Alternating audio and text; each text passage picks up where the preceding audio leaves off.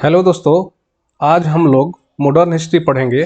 आज का topic BPSC TRE 3.0 एवं बिहार स्टेट 2024 या अन्य प्रतियोगी परीक्षाओं के लिए काफ़ी इम्पोर्टेंट होने वाले हैं। इससे पहले हम लोग गांधी युग, महात्मा गांधी की उपलब्धियाँ, रॉलेट एक्ट रॉलेट एक्ट 19 मार्च 1919 एवं जालियांवाला बाग हत्याकांड 13 अप्रैल 1919 एवं होम रूल 1916 एवं खिलाफत आंदोलन एवं असहयोग आंदोलन 1 अगस्त 1920 स्वराज दल और साइमन कमीशन दांडी मार्च पढ़ लिए हैं।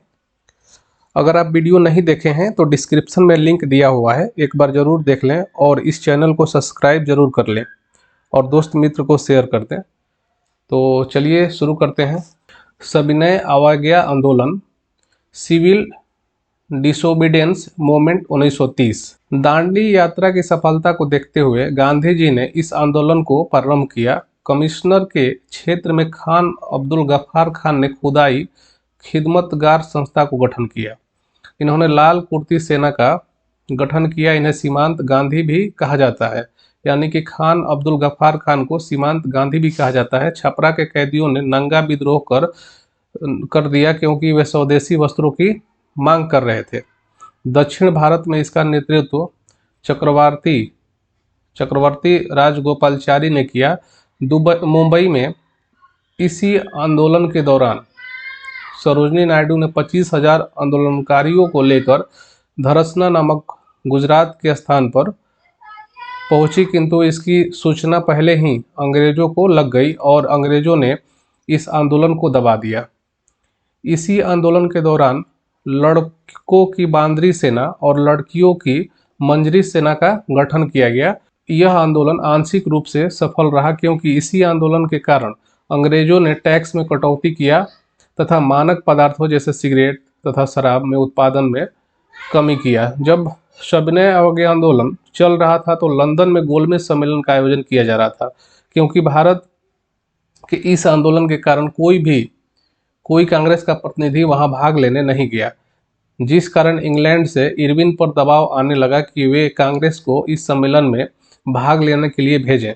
इसी दबाव में आकर इरविन ने समझौता करने का विचार किया। इरविन ने महात्मा गांधी से यह आग्रह किया कि यदि वे सविनय अवज्ञा आंदोलन स्थगित करके गोलमेज सम्मेलन में भाग लेंगे तो गांधी जी के कुछ बातों को मान लिया जाएगा, जिससे सबसे प्रमुख राजनीतिक कैदियों की रिहाई थी। इस समझौता के तहत भगत सिंह को नहीं रिहा किया गया क्योंकि उन पर आपराधिक मुकदमा था। गांधी इरविन समझौता, इसको हम लोग दिल्ली पैक्ट भी कहते हैं, ये हुआ था गांधी इरविन समझौता 5 मार्च 1931 ईस्वी। इस डेट को आप लोग याद रखेंगे। दिल्ली में यह समझौता हुआ। इस समझौते को गांधी इरविन समझौता कहा जाता है। सरोजनी नायडू ने गांधी तथा इरविन को दो महात्मा कहा। इस समझौते के तहत 7 सितंबर 1931 ईस्वी को महात्मा गांधी एसएस राजपुताना नामक पानी वाली जहाज से लंदन पहुंचे, जहां विंस्टन चर्चिल ने उन्हें अर्धनग्न फकीर कहा। गांधी जी को अर्धनग्न फकीर किसने कहा था? तो विंस्टन चर्चिल ने कहा था। इस सम्मेलन में इंग्लैंड के प्रधानमंत्री रेमजे मैकडोनल ने दलितों के लिए अलग क्षेत्र अर्थात सांप्रदायिक पंचांग कम्युनल अवार्ड की बात कही, जिस कारण महात्मा गांधी सम्मेलन छोड़कर के भारत लौट आए और पुनः सविनय अवज्ञा आंदोलन को आगे बढ़ाया। महात्मा गांधी को गिरफ्तार करके पूना केरवादा जेल में कैद कर दिया गया। गोलमेज सम्मेलन 1930 से 32 ईस्वी तक भारतीय प्रशासन पर चर्चा करने के लिए लंदन में गोलमेज सम्मेलन का आयोजन किया गया। प्रथम गोलमेज सम्मेलन 12 नवंबर 1930 ईस्वी से लेकर के 19 जनवरी 1931 ईस्वी तक हुआ। इस सम्मेलन में कांग्रेस का कोई प्रतिनिधि भाग नहीं किया, क्योंकि महात्मा गांधी सविनय अवज्ञा आंदोलन कर रहे थे। द्वितीय गोलमेज सम्मेलन 7 सितंबर 1931 ईस्वी को हुआ। इस सम्मेलन में महात्मा गांधी ने भाग लिया, किंतु ब्रिटिश प्रधानमंत्री मैकडोनल्ड ने सांप्रदायिक पंचांग की बात कही, जिस कारण महात्मा गांधी सम्मेलन छोड़ करके चले आए। तृतीय गोलमेज सम्मेलन 17 नवंबर 1932 ईस्वी से 24 दिसंबर 1932 ईस्वी तक चला। इस सम्मेलन में कांग्रेस ने भाग नहीं लिया। इसी सम्मेलन में मैकडोनल्ड ने दलितों के लिए पृथक क्षेत्र सांप्रदायिक पंचांग की घोषणा कर दी। इसमें तेज बहादुर, शफरू तथा भीमराव अंबेडकर तीनों ही गोलमेज सम्मेलन में भाग लिए थे। अब इसके बाद देखेंगे हम लोग पूना समझौता 24 सितंबर 1932 ईस्वी को। डेट को आप लोग याद रखेंगे कि पूना समझौता कब हुआ था, तो 24 सितंबर 1932 ईस्वी को। जैसे ही सांप्रदायिक पंचांग की घोषणा हुई और दलितों को आरक्षण सहित पृथक क्षेत्र दिया गया, महात्मा गांधी ने पूना के यरवादा जेल में अनशन कर दिया। तेज बहादुर, शफरू तथा मदन मोहन मालवीय के सहयोग से गांधी एवं अंबेडकर के बीच समझौता हुआ, जिसे पूना पैक्ट कहते हैं। इसके तहत दलितों के आरक्षित सीट को 71 से बढ़ाकर के 148 कर दी गई, अर्थात दलितों को आरक्षण सहित संयुक्त निर्वाचन क्षेत्र दिया गया। नेक्स्ट हम लोग देखेंगे हरिजन सेवक संघ। महात्मा गांधी ने दलितों को अपनी ओर आकर्षित करने के लिए उन्हें हरिजन नाम दिया। 1932 ईस्वी में अखिल भारतीय अस्पृश्यता संघ की स्थापना किया, जो आगे चल करके हरिजन सेवक संघ कहलाया। नेक्स्ट देखेंगे मुस्लिम लीग। मुस्लिम लीग की स्थापना ढाका में 1906 ईस्वी में आगा खां एवं सलीमुल्लाह खां ने किया। इस समय वायसराय जो थे वो मिंटो द्वितीय थे। 1919 ईस्वी में मुस्लिम लीग की मांग पर मुसलमानों के पृथक निर्वाचन क्षेत्र मिल गया, जिस कारण कांग्रेस तथा लीग में विवाद होने लगा। एनी बेसेंट तथा तिलक जी के सहयोग से 1916 ईस्वी में कांग्रेस के लखनऊ अधिवेशन में नरम दल एवं गरम दल तथा मुस्लिम लीग के एक हो गए तथा कांग्रेस ने मुस्लिम लीग का पृथक निर्वाचन क्षेत्र को स्वीकार कर लिया। 1929 और 1930 ईस्वी के दौरान मोहम्मद इकबाल ने सर्वप्रथम द्विराष्ट्र की बात कही। चौधरी रहमत अली ने पाकिस्तान शब्द दिया। पाकिस्तान शब्द किस नेता ने दिया था, तो चौधरी रहमत अली ने। 1937 के चुनाव के फलस्वरूप कांग्रेस सबसे बड़ी पार्टी बनी थी और वायसराय के परिषद में कांग्रेस का दबदबा था और मुस्लिम लीग की शक्तियां कमजोर होते दिख रही थी। द्वितीय विश्व युद्ध में अंग्रेजों ने बिना भारतीयों तथा कांग्रेस की अनुमति के ही यह घोषणा कर दी कि 3 लाख भारतीय सैनिक इंग्लैंड की तरफ से लड़ेंगे, जिस कारण कांग्रेस ने 22 दिसंबर 1939 ईस्वी को वायसराय के परिषद से त्यागपत्र दे दिया। इससे खुश होकर मुस्लिम लीग ने 22 दिसंबर 1939 ईस्वी को मुक्ति दिवस के रूप में मनाया। 1940 ईस्वी में मुस्लिम लीग का लाहौर अधिवेशन हुआ। मुस्लिम लीग लाहौर अधिवेशन कब हुआ था, तो 1940 ईस्वी में, जिसकी अध्यक्षता जिन्ना ने किया। इन्होंने स्पष्ट रूप से पृथक पाकिस्तान की मांग कर दी। 1945 ईस्वी में लॉर्ड वेवेल ने भारत के विभिन्न पार्टियों को आपसी समन्वय तथा सहयोग बनाए रखने के लिए शिमला सम्मेलन बुलाया, किंतु इस सम्मेलन में मुस्लिम लीग पूरी तरह पृथक पाकिस्तान की मांग पर तुला हुआ था। इस सम्मेलन में मुस्लिम लीग की बात नहीं मानी गई और मुस्लिम लीग के पाकिस्तान की मांग के कारण ही यह सम्मेलन विफल हो पाया। नेक्स्ट देखेंगे प्रत्यक्ष कार्रवाई दिवस। शिमला सम्मेलन की विफलता के बाद मुस्लिम लीग ने 16 अगस्त 1946 ईस्वी को प्रत्यक्ष कार्रवाई दिवस डायरेक्ट एक्शन प्लान घोषित किया, जिसके तहत पूरे भारत में सांप्रदायिक दंगे फैलाए गए। सबसे बड़ा दंगा बंगाल नोआखली में हुआ। मुस्लिम लीग का नारा था बांटो और आज़ाद करो। मुस्लिम लीग का क्या नारा था, तो बांटो और आज़ाद करो। इन दंगों से तंग आकर कांग्रेस ने सीआर फार्मूला के आधार पर विभाजन का समर्थन किया। लॉर्ड माउंटबेटन को यह विशेष सलाह पर भारत भेजा गया कि यथासंभव हो वे भारत को संयुक्त रखे, किंतु सांप्रदायिक दंगों से तंग आकर माउंटबेटन ने भी सीआर फार्मूला का समर्थन किया और बाल्कन प्लान के तहत 14 अगस्त 1947 ईस्वी को भारत का विभाजन कर दिया गया। मैकवल रेड क्लिफ के नेतृत्व में भारत पाकिस्तान के बीच रेड क्लिफ नामक विभाजन रेखा खींच दी गई। मोहम्मद अली जिन्ना को पाकिस्तान का निर्माता कहा जाता है और लियाकत अली पहले प्रधानमंत्री बने, जो संयुक्त भारत के पहले वित्त मंत्री थे। नेक्स्ट हम लोग देखेंगे सुभाष चंद्र बोस। सुभाष चंद्र बोस का जन्म 23 जनवरी 1897 ईस्वी को उड़ीसा के कटक में हुआ था। इनके गुरु CR दास थे। इन्होंने 1920 ईस्वी में इंडियन सिविल सर्विस ICS की परीक्षा पास किया, किंतु 1921 ईस्वी में इन्होंने त्याग पत्र दे दिया और राजनीति में प्रवेश कर गए। 1938 ईस्वी में गुजरात के हरिपुरा कांग्रेस अधिवेशन में अध्यक्ष बने और 1939 ईस्वी में MP के त्रिपुरी में महात्मा गांधी पता भिसीता रमैया को अध्यक्ष बनाना चाहते थे, किंतु इस अधिवेशन में मतदान द्वारा अध्यक्ष चुना गया और सुभाष चंद्र बोस को अध्यक्ष चुना गया, जिस कारण गांधी एवं बोस में मतभेद हो गया। कांग्रेस के इतिहासकार पता भिसीता रमैया थे। सुभाष चंद्र बोस मतभेद होने के कारण कांग्रेस से त्याग पत्र दे दिया और एक अलग पार्टी फॉरवर्ड ब्लैक की स्थापना 1939 ईस्वी में किया। कांग्रेस के खाली पदों को राजेंद्र प्रसाद ने भरा। कांग्रेस के खाली पदों को राजेंद्र प्रसाद ने भरा। 1940 ईस्वी में भड़काऊ भाषण के कारण सुभाष चंद्र बोस को जेल हो गया। 1941 ईस्वी में जेल से रिहा हो गए। ये जर्मनी में हिटलर से मिले। हिटलर ने इन्हें नेताजी की उपाधि दिया। हिटलर जिन भारतीय सैनिकों को बंदी बनाया था, सुभाष चंद्र बोस ने उन्हें इंग्लैंड के विरुद्ध लड़ने के लिए प्रेरित किया। इन सैनिकों को हथियार और ट्रेनिंग जापान ने दिया। साथ ही अंडमान और निकोबार सुभाष चंद्र बोस को उपहार में दे दिया। अपने सैनिकों में जोश भरते हुए जुबली हॉल में सुभाष चंद्र बोस ने यह कहा कि तुम मुझे खून दो, मैं तुम्हें आज़ादी दूंगा। तुम मुझे खून दो, मैं तुम्हें आज़ादी दूंगा। ये किसका नारा है? तो सुभाष चंद्र बोस का। सुभाष चंद्र बोस ने अंडमान एवं निकोबार का नाम शहीद एवं स्वराज दिया। सिंगापुर में इन सैनिकों को आज़ाद हिंद फौज का हिस्सा बना दिया गया और महात्मा गांधी को राष्ट्रपिता कहकर सुभाष चंद्र बोस ने संबोधित किया। आज़ाद हिंद फौज। आज़ाद हिंद फौज का गठन सर्वप्रथम विचार इंडियन कैप्टन मोहन सिंह ने दिया, अर्थात यह कैप्टन मोहन सिंह के दिमाग की उपज थी। आज़ाद हिंद फौज के संस्थापक रास बिहारी बोस थे। 4 जुलाई 1943 ईस्वी को सुभाष चंद्र बोस आज़ाद हिंद फौज के कप्तान बने। इन्हें इस फौज का वास्तविक संस्थापक माना जाता है। 21 अक्टूबर 1943 ईस्वी को सिंगापुर में सुभाष चंद्र बोस ने आज़ाद हिंद सरकार की स्थापना की। सुभाष चंद्र बोस ने आज़ाद हिंद फौज के सैनिकों को लेकर मणिपुर पर आक्रमण किया और उसको अपने नियंत्रण में कर लिया। मणिपुर के इम्फाल से सुभाष चंद्र बोस ने जय हिंद तथा दिल्ली चलो का नारा दिया।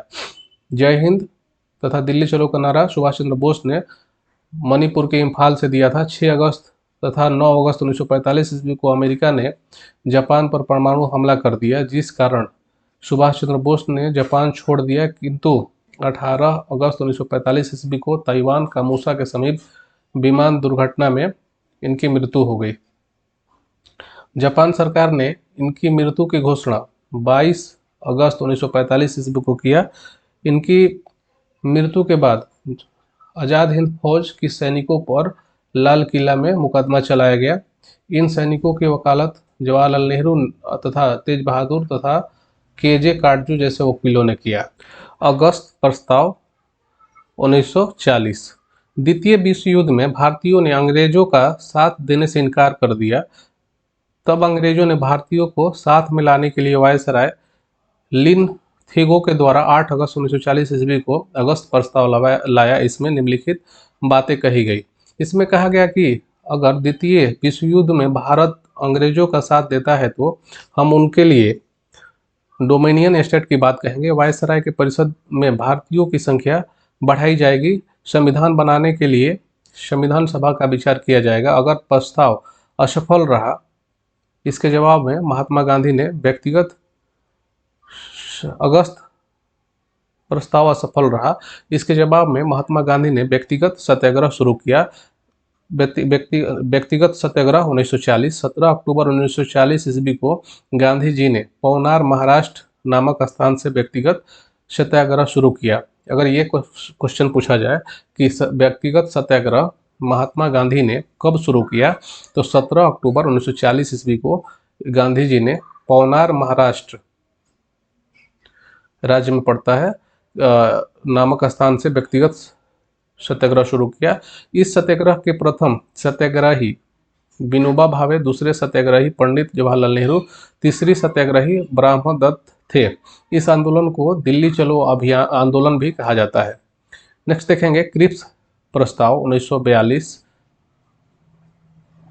क्रिप्स प्रस्ताव मार्च 1942। द्वितीय विश्व युद्ध में भारतीयों से सहयोग प्राप्त करने के लिए क्रिप्स प्रस्ताव भारत आया। इसने भारतीयों के आगे यह प्रस्ताव रखा कि यदि द्वितीय विश्व युद्ध में भारतीय उनका साथ देंगे तो युद्ध के बाद एक भारतीय एक संघ बनाया जाएगा, राज्यों की स्वायत्तता की दी जाएगी, वायसराय के परिषद में भारतीयों की संख्या बढ़ा दी जाएगी, एक बार काउंसिल का गठन किया जाएगा जिसमें भारतीय भी होंगे। कांग्रेस ने इस प्रस्ताव को अस्वीकार कर दिया। गांधी जी ने इसे पोस्ट डेटेड चेक कहा। जवाहरलाल नेहरू ने उसे दिवालिया होने वाला बैंक सब जोड़ दिया। क्रिप्स प्रस्ताव अंततः असफल हो गया। नेक्स्ट देखेंगे भारत छोड़ो आंदोलन 8 अगस्त 1942। क्रिप्स प्रस्ताव के असफलता के बाद महात्मा गांधी ने भारत छोड़ो आंदोलन का प्रस्ताव रखा। इन्होंने इस आंदोलन की रूपरेखा तैयार करने की जिम्मेदारी जवाहरलाल नेहरू को दी। जवाहरलाल नेहरू ने कहा कि आज मैं द्विधारी तलवार से खेलने जा रहा हूं। यह आंदोलन 8 अगस्त 1942 ईस्वी को मुंबई के ग्वालियर टैंक मैदान से प्रारंभ होना था, किंतु अंग्रेजों ने ऑपरेशन जीरो आवर के तहत सभी नेताओं को रात में ही गिरफ्तार कर लिया। अतः यह आंदोलन नेतृत्व विहीन हो गया। गुप्त रूप से मदन मोहन मालवीय ने इस आंदोलन का नेतृत्व किया। इन्हें महामना कहा जाता है। उषा मेहता ने रेडियो पर इसका प्रसारण कर दिया। राजेंद्र प्रसाद को पटना के बांकीपुर जेल में गिरफ्तार किया गया। जयप्रकाश नारायण को हजारीबाग जेल में गिरफ्तार किया गया, किंतु वे जेल का दीवार फांदकर भाग गए। महात्मा गांधी तथा सरोजिनी नायडू को आगा खां पैलेस में गिरफ्तार किया गया। महात्मा गांधी ने भूख हड़ताल कर दिया। अंग्रेजों ने महात्मा गांधी के अंतिम संस्कार की तैयारी कर दी, जिस कारण गांधी जी ने भूख हड़ताल त्याग दिया। 9 अगस्त 1942 ईस्वी को महात्मा गांधी ने करो या मरो का नारा दिया। भारत छोड़ो आंदोलन को अगस्त का क्रांति भी कहा जाता है। करो या मरो का नारा महात्मा गांधी ने कब दिया था? तो 9 अगस्त 1942 ईस्वी को। भारत छोड़ो आंदोलन को अगस्त क्रांति भी कहा जाता है। इसी आंदोलन के दौरान 11 अगस्त 1942 ईस्वी को पटना सचिवालय पर तिरंगा लहराने के लिए विद्यार्थी का एक समूह आगे बढ़ा, जिस पर पटना के जिलाधिकारी आरएस ने गोली चलवा दी, जिसमें 7 विद्यार्थी शहीद हो गए। इस घटना को सचिवालय हत्याकांड कहते हैं। इसी आंदोलन के दौरान बलिया में चीतू पांडे ने अपनी स्वतंत्र सरकार की स्थापना कर दी। नाना पाटिल ने महाराष्ट्र के सतारा में समांतर सरकार की स्थापना कर दिया। यह सरकार सबसे लंबे समय तक चली थी। इस आंदोलन में महिलाओं ने बढ़ चढ़ कर हिस्सा लिया। इस समय के वायसराय लिनिथगो ने भारतीयों के दमन के लिए हवाई जहाज से गोली चलाने का निर्णय लिया। यह आंदोलन स्वतः समाप्त हो गया। नेक्स्ट देखेंगे वेवेल योजना 1945। लिनिथगो के बाद भारत के वायसराय वेवेल बने। इन्होंने भारत के सभी राजनीतिक दलों में आपसी समन्वय बनाने के लिए तथा भारत की स्थिति को सामान्य बनाने के लिए 14 जून 1945 ईस्वी को एक योजना बनाई। इस योजना को वेवेल योजना कहते हैं। वेवेल योजना पर विचार विमर्श करने के लिए भारत के ग्रीष्मकालीन राजधानी शिमला में एक सम्मेलन बुलाया गया, जिसे शिमला सम्मेलन कहते हैं। नेक्स्ट हम लोग देखेंगे शिमला सम्मेलन 25 जून 1945। इसको आप लोग याद रखेंगे कि ये शिमला सम्मेलन कब हुआ था, तो 25 जून 1945 ईस्वी को। इस सम्मेलन में विभिन्न राजनीतिक दलों ने 22 प्रतिनिधियों ने भाग लिया। मुस्लिम लीग की ओर से जिन्ना तथा कांग्रेस की ओर से अबुल कलाम आज़ाद ने भाग लिया। इसमें वेवेल योजना के प्रावधानों को बताया गया, जिसकी मुख्य बातें निम्नलिखित है। नंबर 1, वायसराय के 14 सदस्यीय परिषद में वायसराय तथा सेनापति का पद ब्रिटेन के पास रहेगा। शेष 12 पदों पर भारतीय रहेंगे। नंबर 2, परिषद के भारतीय 12 सदस्यों में 6 मुस्लिम तथा 6 हिंदू सदस्य रहेंगे, अर्थात हिंदू तथा मुस्लिम की संख्या समान रहेगी। नंबर 3, द्वितीय विश्व युद्ध के समाप्ति के बाद भारतीय खुद का संविधान बनाएंगे। विवाद का कारण, मुस्लिम लीग का कहना था कि 6 मुस्लिम सदस्य का चुनाव मुस्लिम लीग से ही किया जाए, जिस पर कांग्रेस सहमत नहीं थी। जिस कारण 14 जुलाई 1945 ईस्वी को लॉर्ड वेवेल ने यह घोषणा कर दिया कि शिमला सम्मेलन विफल हो गया। शिमला सम्मेलन की विफलता के बाद मुस्लिम लीग ने 16 अगस्त 1946 ईस्वी को प्रत्यक्ष कार्रवाई दिवस मनाया। नेक्स्ट देखेंगे नौसेना विद्रोह 1946। आईएनएस तलवार के सैनिकों ने 19 फरवरी 1946 ईस्वी को मतभेद के कारण विद्रोह कर दिया। देखते ही देखते हुए विद्रोहियों की संख्या 5000 हो गई। इस सैनिकों ने आज़ाद हिंद फौज का विल्ला यानी लोगो लगाया तथा आज़ाद हिंद फौज का झंडा लहराया, जिस पर दहड़ता हुआ शेर बना था। अंग्रेजों ने यह निर्णय लिया कि पूरी जहाज डुबा दिया जाए। सरदार पटेल ने मध्यस्थता में 25 फरवरी 1946 ईस्वी को विद्रोहियों ने आत्मसमर्पण कर दिया। इसे ही नौसेना विद्रोह कहते हैं। नेक्स्ट देखेंगे कैबिनेट मिशन मार्च 1946।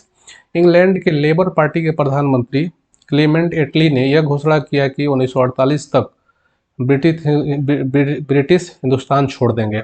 इसी प्रक्रिया को आगे बढ़ाते हुए एटली ने अपने कैबिनेट मंत्रियों को 24 मार्च 1946 को भारत भेजा, जिसे कैबिनेट मिशन कहते हैं, जिसमें 3 मंत्री थे। नंबर 1 में क्रिप्स थे, 2 में अलेक्जेंडर थे और 3 में लॉरेंस थे। इसका ट्रिक है कि KAL काल यानी कि क्रिप्स, अलेक्जेंडर और लॉरेंस। कैबिनेट मिशन के अध्यक्ष लॉरेंस थे। कैबिनेट मिशन ने 2 प्रावधान किए। नंबर 1 संविधान सभा, जिसमें 379 सदस्य थे। अंतरिम सरकार, प्रोविजनल गवर्नमेंट, अंतरिम सरकार के अध्यक्ष पंडित जवाहरलाल नेहरू थे। कैबिनेट मिशन ने पृथक पाकिस्तान के प्रस्ताव को अस्वीकार कर दिया, जिस कारण भारत में सांप्रदायिक दंगा बढ़ने लगे। जिस समय भारत में दंगे बढ़ रहे थे, उस समय वेवेल ने इटली को सुझाव दिया कि हमारे लिए बेहतर होगा कि हम भारत की समस्या को भारतीयों के भाग पर छोड़कर इंग्लैंड वापस लौट जाएं, जिसे ब्रेक डाउन पॉलिसी कहा गया था।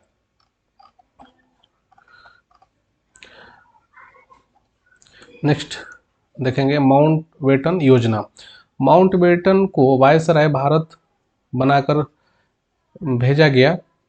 माउंटबेटन को वायसराय बनाकर भारत भेजा गया। उन्हें यह विशेष हिदायत दिया गया कि यथासंभव भारत को संयुक्त रखा जाए। माउंटबेटन ने भारत को संयुक्त रखने का प्रयास किया, किंतु सांप्रदायिक तनाव के कारण बाल्कन प्लान के तहत भारत का विभाजन कर दिया गया।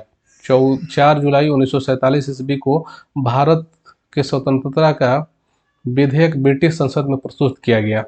18 जुलाई को भारतीय स्वतंत्रता विधेयक पारित हो गया। 14 अगस्त को पाकिस्तान का निर्माण हुआ।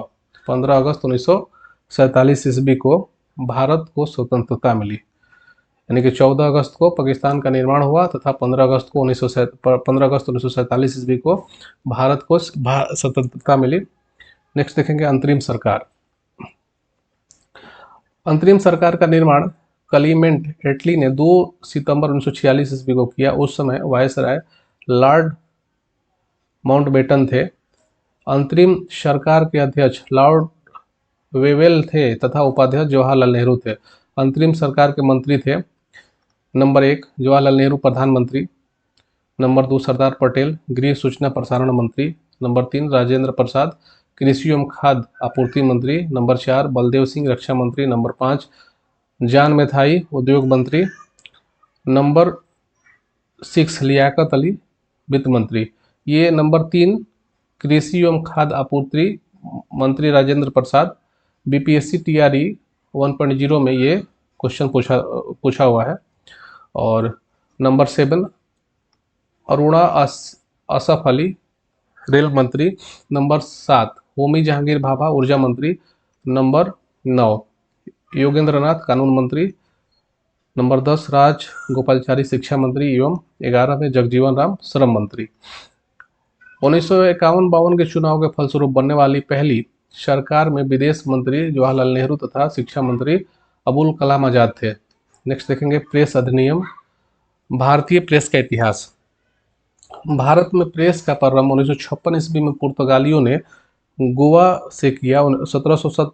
1780 में जेम्स हिकी ने भारत का पहला अखबार बंगाल गजट प्रकाशित किया। चार्ल्स मेडकाफ को भारतीय प्रेस का मुक्तिदाता कहा जाता है। 1878 ईस्वी में लॉर्ड लिटन ने भारतीय प्रेस का गला घोंटने वाला अधिनियम वर्नाक्यूलर एक्ट लाया। यह भारतीय भाषाओं में छापे जाने वाले अखबारों पर लागू होता था। इसके तहत अखबार छापने से पहले अंग्रेजों से अनुमति लेनी होती थी। इस अधिनियम के द्वारा ईश्वर चंद्र विद्यासागर की पत्रिका सोम प्रकाश को प्रतिबंधित कर दिया गया। वर्नाक्यूलर एक्ट से बचने के लिए शिशिर कुमार घोष तथा मोतीलाल घोष ने अपनी अमृत बाजार पत्रिका को बंगाली भाषा से अंग्रेजी भाषा में कर दिया। पायनियर अखबार ने वर्नाक्यूलर एक्ट समर्थन किया था क्योंकि पायनियर अंग्रेजी भाषा का अखबार था। लॉर्ड रिपन ने वर्नाक्यूलर एक्ट को समाप्त कर दिया। वर्नाक्यूलर को समाप्त किसने किया था? तो लॉर्ड रिपन ने। नेक्स्ट देखेंगे, भारत में बने कारखाना अधिनियम। अंग्रेजों ने कारखाना अधिनियम के तहत कर्मचारियों को काम करने की अवधि, उनकी सुविधाएं इत्यादि निर्धारित किया। प्रथम कारखाना अधिनियम 1881 यह लॉर्ड रिपन के समय आया। इसके द्वारा कार्य करने की अवधि 9 घंटा निर्धारित की गई तथा महीने में 4 दिन छुट्टी की व्यवस्था निर्धारित की गई। द्वितीय कारखाना अधिनियम 1891 यह लेंस डाउन की समय आया। इसके द्वारा कार्य करने की अधिकतम अवधि 11 घंटे निर्धारित की गई। इसमें रात के समय महिलाओं के कार्य करने पर प्रतिबंध लगाया गया। तीसरा कारखाना अधिनियम 1911 ईस्वी में आया। यह होर्डिंग द्वितीय समय आया। इसके द्वारा कार्य करने की अधिकतम अवधि 12 घंटा निर्धारित की गई। और चौथा कारखाना अधिनियम 1922 ईस्वी में लॉर्ड रीडिंग के समय आया। पांचवा कारखाना अधिनियम 1934 ईस्वी में वेलिंगटन के समय आया। छठा कारखाना अधिनियम 1946 ईस्वी में बेवेल के समय आया। और यह भारत का अंतिम कारखाना अधिनियम था। गवर्नर जनरल एवं वायसराय। बंगाल का गवर्नर रॉबर्ट क्लाइव था। बंगाल का अंतिम गवर्नर वारेन हेस्टिंग्स। बंगाल का पहला गवर्नर जनरल वारेन हेस्टिंग्स था। बंगाल का अंतिम गवर्नर जनरल विलियम बेंटिंग था। ये काफ़ी इंपॉर्टेंट है, इसको आप लोग देखेंगे ध्यान से। यानी कि बंगाल का गवर्नर कौन था? तो रॉबर्ट क्लाइव। बंगाल का अंतिम गवर्नर वारेन हेस्टिंग्स। बंगाल का पहला गवर्नर जनरल कौन था? तो वारेन हेस्टिंग्स था। बंगाल का अंतिम गवर्नर जनरल था विलियम बेंटिंग। और भारत का पहला गवर्नर जनरल तो विलियम बेंटिंग था। और भारत का अंतिम गवर्नर जनरल तो लॉर्ड कैनिंग। और भारत का पहला वायसराय लॉर्ड कैनिंग ही था। भारत का अंतिम वायसराय माउंटबेटन। स्वतंत्र भारत का पहला एवं अंतिम गवर्नर जनरल माउंटबेटन था। और स्वतंत्र भारत का अंतिम गवर्नर जनरल राजगोपालाचारी। और यह एकमात्र भारतीय गवर्नर थे। कौन? तो राजगोपालाचारी। यानी स्वतंत्र भारत का अंतिम गवर्नर जनरल या फिर भारतीय गवर्नर जनरल कह सकते हैं, राजगोपालाचारी थे।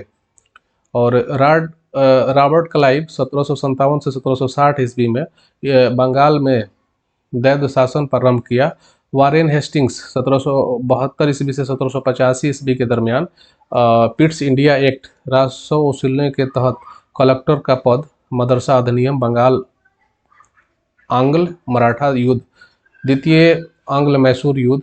यह बंगाली तथा अरबी भाषा का अच्छा जानकार था। इसी के शासनकाल में 1773 का रेगुलेटिंग एक्ट पारित हुआ, जिसके तहत बंगाल के गवर्नर को गवर्नर जनरल बना दिया गया। इसने भागवत गीता का अंग्रेजी में अनुवाद करवाया।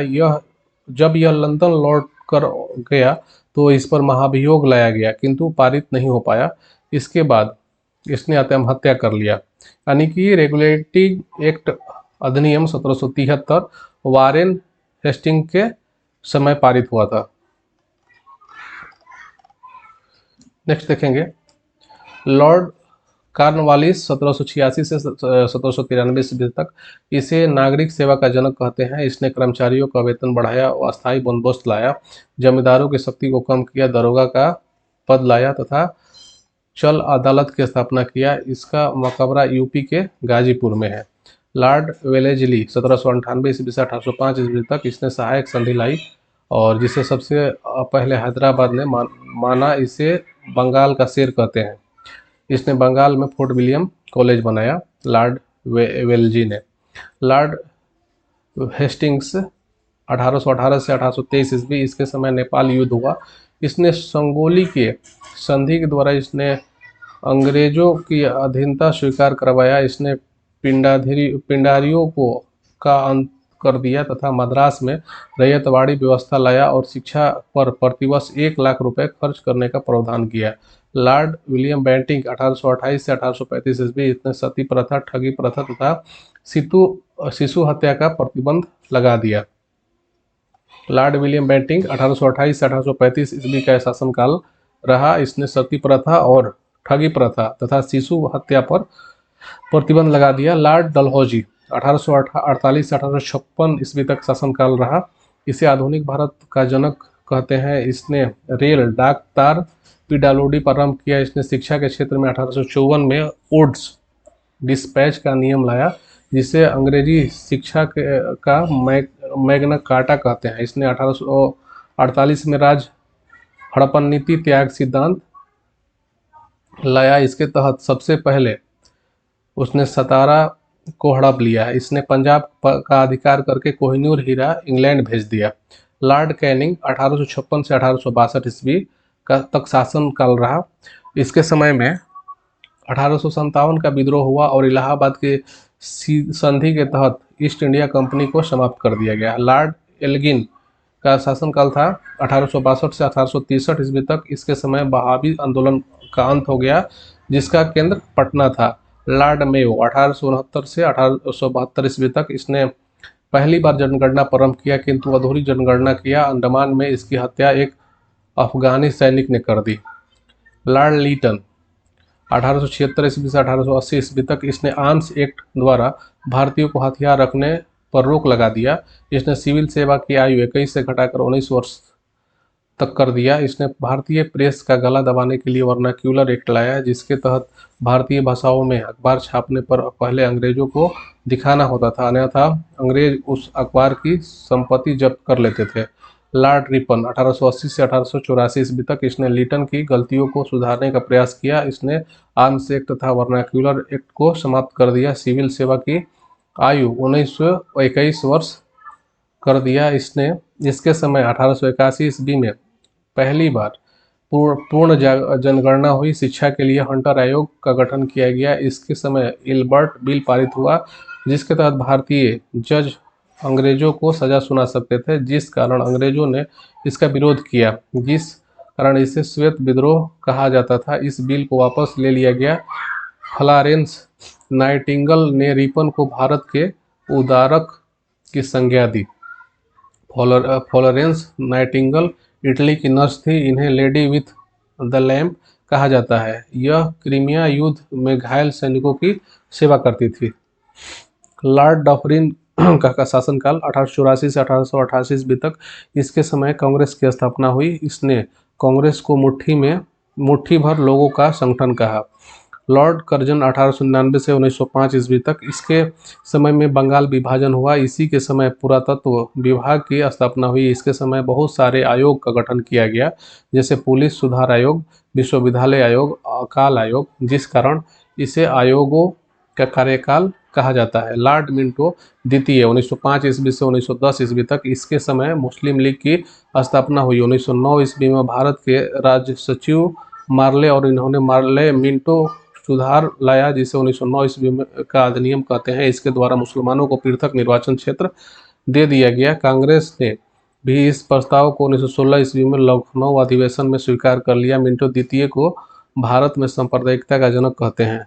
नेक्स्ट है लॉर्ड हार्डिंग द्वितीय 1910 ईस्वी से 1916 ईस्वी तक, इसने बंगाल विभाजन को रद्द कर दिया और 1 जनवरी 1912 ईस्वी से भारत की राजधानी दिल्ली कर दिया। इसके समय प्रथम विश्व युद्ध प्रारंभ हुआ था, यानी कि लॉर्ड हार्डिंग द्वितीय जो था, इसका शासनकाल 1910 ईस्वी से 1916 ईस्वी तक था और इसने बंगाल विभाजन को रद्द कर दिया और 1 जनवरी 1912 ईस्वी से भारत की राजधानी दिल्ली कर दिया। इसके समय प्रथम विश्व युद्ध प्रारंभ हुआ था। लॉर्ड रीडिंग 1921 से 1926 ईस्वी तक, इसके समय चौड़ी चौड़ा कांड हुई। इसके समय चौड़ी चौड़ा कांड हुई, जिस कारण असहयोग आंदोलन समाप्त हो गया। भारत में पहली बार ICS UPSC की परीक्षा 1922 ईस्वी में इलाहाबाद में हुई। नेक्स्ट देखेंगे लॉर्ड इरविन 1926 ईस्वी से 1931 ईस्वी तक शासनकाल रहा, और इसके समय में साइमन कमीशन, दांडी मार्च और सविनय आंदोलन, प्रथम गोलमेज सम्मेलन, इसी के समय भगत सिंह और सुखदेव और राजगुरु की फांसी दी गई। नेक्स्ट है लॉर्ड वेलिंगटन 1931 से 1936 ईस्वी तक, इसके समय द्वितीय तथा तृतीय गोलमेज सम्मेलन हुआ, जिसमें सांप्रदायिक पंचायत की स्थापना घोषणा कर दी गई, और इसके समय भारत शासन अधिनियम 1935 पारित हुआ। लॉर्ड लिंथिगो 1936 से 1943 ईस्वी तक, इसके समय पहली बार प्रांतीय चुनाव 1937 ईस्वी में हुआ। द्वितीय विश्व युद्ध, क्रिप्स प्रस्ताव तथा भारत छोड़ो आंदोलन हुई। नेक्स्ट है लॉर्ड वेवेल 1943 से 1947 ईस्वी तक, इसके समय शिमला सम्मेलन, कैबिनेट मिशन, अंतरिम सरकार और संविधान सभा हुई। नेक्स्ट है लॉर्ड माउंटबेटन 1947 ईस्वी से 1948 ईस्वी तक शासनकाल था। ये 34वें अंग्रेज वायसराय थे। इन्होंने भारत को स्वतंत्र करार दिया। नेक्स्ट है सिख राजगोपालचारी 1948 से 1950 ईस्वी तक इनका शासनकाल था। यह स्वतंत्र भारत के प्रथम एवं अंतिम भारतीय गवर्नर जनरल थे। 26 जनवरी 1950 में जब संविधान पूर्ण रूप से लागू हुआ, तब यह पद स्वतः ही समाप्त हो गया और राष्ट्रपति का पद सर्वोच्च हो गया, क्योंकि 26 जनवरी 1950 ईस्वी को भारत प्रजातंत्र के साथ साथ गणराज्य राष्ट्र के रूप में भी स्थापित हुआ था। तो दोस्तों आज के लिए इतना ही, फिर मिलते हैं नेक्स्ट सेशन में। पूरा वीडियो देखने के लिए आपको धन्यवाद।